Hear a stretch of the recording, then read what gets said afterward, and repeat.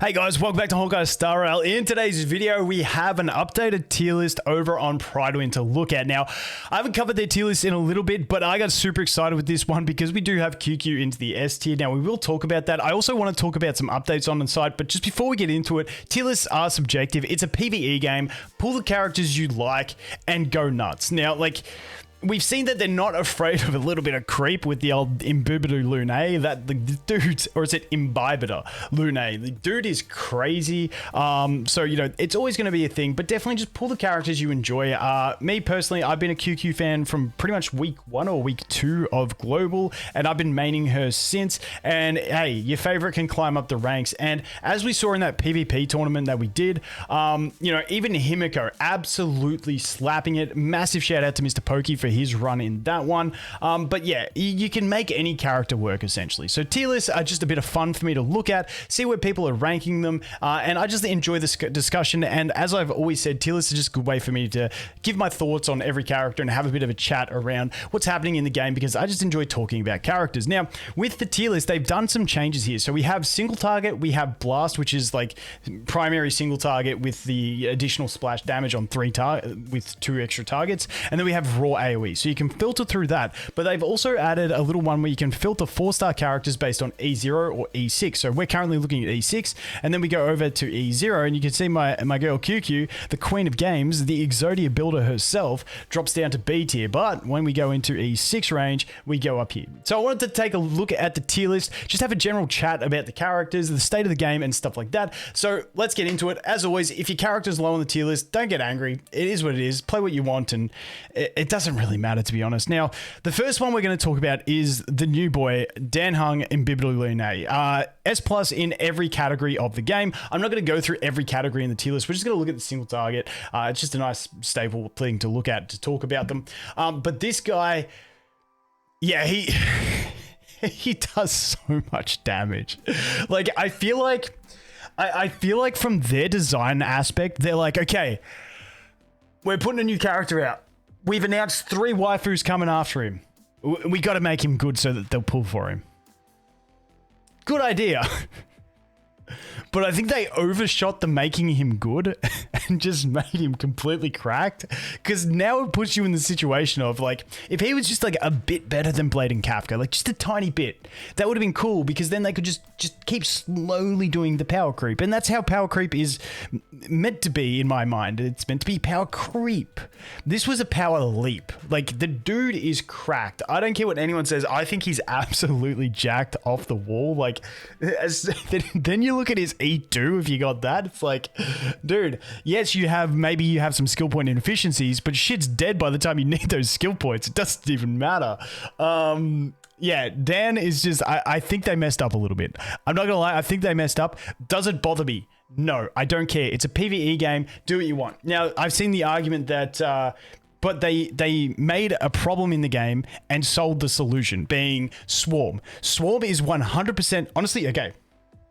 The thing that triggers me most in Swarm, and this is funny, let me know if this is you too.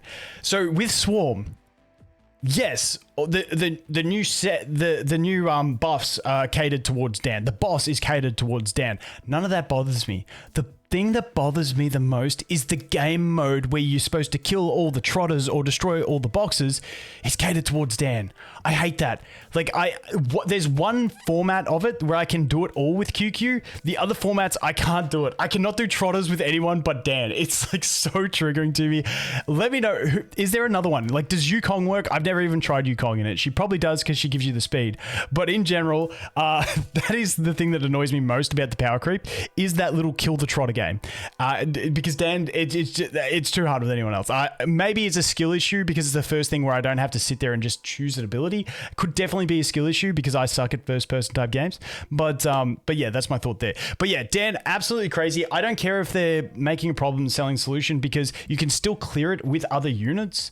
And in my mind, it's more of a challenge with other units, which could be conceived as more fun. So by getting Dan, you may be making it easier. However, it's just what you enjoy. If you enjoy having a character that just slaps shit, then go ahead. That's fantastic. If you don't, then it's whatever. But I still think you just pull for whatever character you like, and that is the way you go about it. Whichever one's going to bring you the most joy. I still main Qingque because she brings me the most joy in the game, because I have genuine fun every time I play her, hoping for the procs. That is just me personally. But Dan, definitely, I think they overshot what they were going for with his damage personally. Then we go over here into Bronya Silverwolf. You know, the Bronya tier, it is what it is. They're both fantastic. I still sadly haven't pulled a Bronya on any of my accounts. I think I'm at like 188 on the 300 pity thing. Dude, that thing takes forever. But yeah, obviously Silverwolf, also with the addition of the Mono Quantum coming with Fu Xuan. I will touch on Fu Xuan and links and my thoughts on them as well while we go through this. But I think, you know, Silverwolf obviously getting even better. A big part for my gameplay personally, now it depends what you look at, whether you're looking at zero cycling. Myself personally, I like looking at autoing. At the moment, I'm at 27 stars on Memory of Chaos because I autoed with 27 stars and I can't be bothered manually to get those last 60 jades. So I just ain't doing it. So I'm really looking forward to getting that extra auto team in there, because I got Blade Luocha as one, and then we can get obviously the Mono Quantum as the next one for me. So that's gonna be fantastic. So Silverwolf, I just think she's always gonna have that utility. Yes, her need will fall off as we get more characters and people have more build characters and stuff like that, but I think she's always going to be a valuable unit just on the defense break aspect alone. And then we jump into Luocha.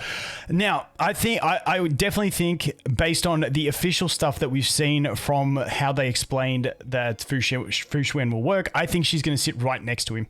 I don't see her not being right next to Luocha in that S+ tier. Him being best healing sustain unit and her being best defensive sustain unit. I feel like they're just like two sides of the OP sustain units. It's Luocha who's the one that deals with absolutely everything and has offensive pressure with strips and stuff like that, but can't handle a one-shot, whereas Fu Xuan is the one that doesn't have quite the healing output and stuff like that, but she stops those one-shots. And those two in hard content, pair them together, they're going to be fantastic. In easier content, you can probably just take one or the other and away you go. So I think that's where she is definitely going to sit right there next to him. We'll have to wait and see. Then we jump into the S tier. Now, this is the tier that got me excited looking at this tier list. Blade, I still love Blade. Blade's probably like one of my favorite characters. I never intended to pull him, but because I accidentally pulled Luocha when I was going for Qingque Eidolons, I decided to pull for Blade and got him in 20 pulls along with a dupe Clara.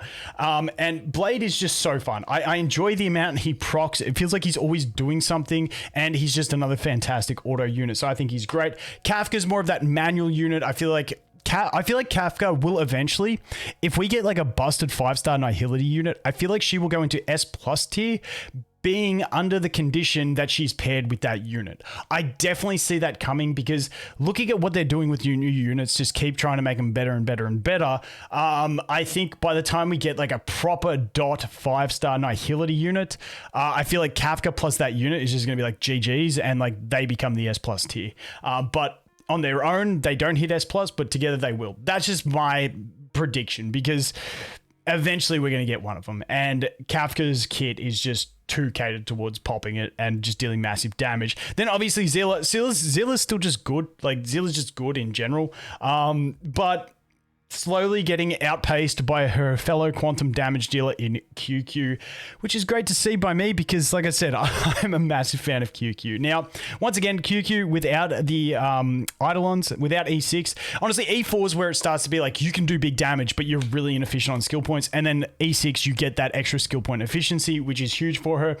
If you've never played her, dude, she is so fun. Honestly, like, it's enjoyment in the game for me. Just using her skill, seeing if we'll proc the follow-up attack, and then seeing if we'll proc the enhanced basic.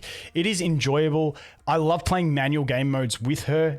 She is just so fun. On auto, she's sometimes clunky, but sometimes not too bad. It's more about her teammates getting teammates that won't use skills stupidly on auto. But in general, I'm wrapped with Qingque, and yes, I think she definitely belongs there. If you get really... So the way I look at it, if you get really, really bad RNG, she drops way down.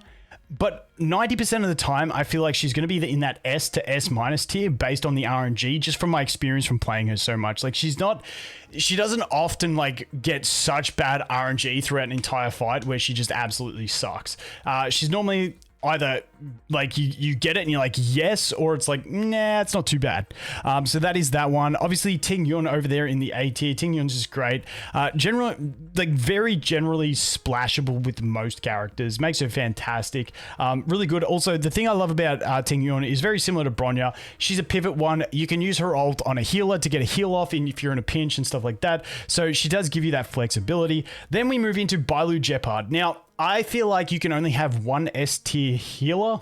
So I'm curious to see what Pridewind do when we get Lynx. Now, I think Lynx is heavily going to depend on her multipliers, on her healing output, and also what her Eidolons do. Because we know she's got an AoE cleanse, she's got a heal, and everything does hots. And then she's also got that thing where she adds aggro. And the funny thing for me is if she adds aggro to Blade and provides him with a heal over time, the whole thing when Blade came out was like, it's Blade Luocha, like they're the match made in heaven. To me, if I can add Taunt onto Blade and maybe have a little bit less healing throughput, I think I'd like it more than having him with Luocha. I honestly don't know. I'm going to have to see how it goes. It's something I'm looking forward to testing. I am pre-farming for Lynx at the moment to test her with Blade, but also with Clara, because I think she's going to have those good matches. But we'll have to wait and see. But I wouldn't be surprised if Lynx actually knocked off Bailu and pushed Bailu down. But we'll have to wait and see. I'd be surprised if you put Bailu and Lynx in the same tier as both healers.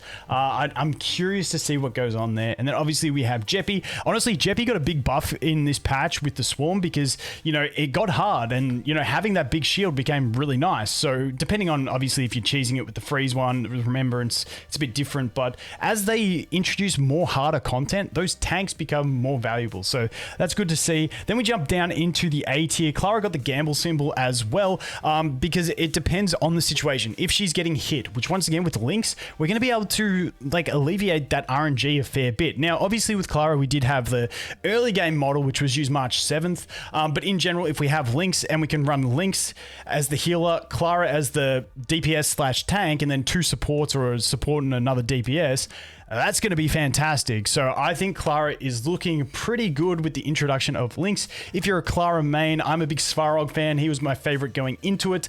So I have got my Clara as the next build. My two DPS on my account, main DPS, QQ and Blade. And now I am working on finishing off my Clara and pre-farming my, my Lynx at the moment. Genuine. I'm curious to see where he falls with Fu Xuan. I know Gotchasmack is super excited about the Fu Xuan capabilities of Jing Yuan because I know he's a Jing Yuan main.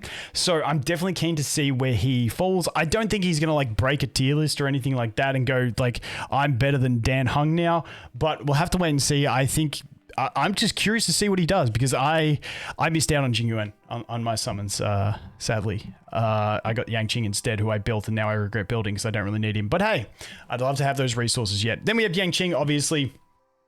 Let's face it. I don't know anything about Jing Liu, but based on what they did with Dan, we can assume that this dude's getting power crept beyond belief. But, I think that's just all there is for me. Then we jump into the supports. Obviously, Asta Pella.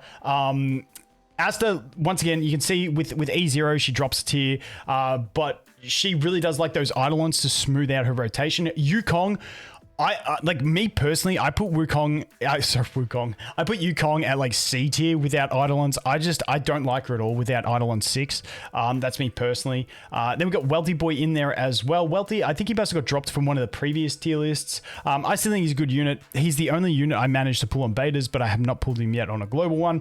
Then we got the three remaining supports. Like I said, I feel like Lynx or Bailu will drop down to A tier. Natasha will drop to B tier. And let's face it, we telegraphed that from the start of the game. We always knew Natasha was going to keep dropping out, but when she was your only option at launch, you had to build her. So that's where it's at. And then this is the rest. I always love looking at these bottom two tiers because I know people always get salty about it. I feel bad for Himiko. She does go up to the A tier over in the AoE. Keep in mind, this is the single target tier list. If you look at the Blast, she comes up one. If you look at the AoE, she comes up two. So it does become a thing. It just depends on the situation you're using her in. We saw Mr. Pokey do some fantastic clearing with her in MOC in that PvP tournament that that Tomias ran and I casted. That's on my channel as well. That was massive. I love seeing that. Looking forward to more of those competitions as well. So maybe we can highlight some more of these other characters too. But in general, the 4-stars have really fallen off in general in viability, just because we've had that many 5-stars since launch. We've had a lot more time to save. People have pulled more units, and there's not many people using any of the real DPS that I see out there at the moment, outside of having a bit of fun, and that's it, because most people have pulled a few of the 5-stars to go ahead and flesh out their account. But that is going to be it for me, guys. Like I said, I'm pretty pumped that Qingque got up there. Once again, if you could call her a D tier hero, I don't give a shit. Don't get sad if someone doesn't like your character or rates them bad on a list. It's just subjective shit anyway. Play what you have fun with. Qingque's the best. If you're not playing her, you're ruining your account and you're missing out on a lot of the fun. That's my general thoughts. Anyway, guys, as always, thanks for watching. Hope you have an awesome day, and I look forward to seeing the next one. Cheers.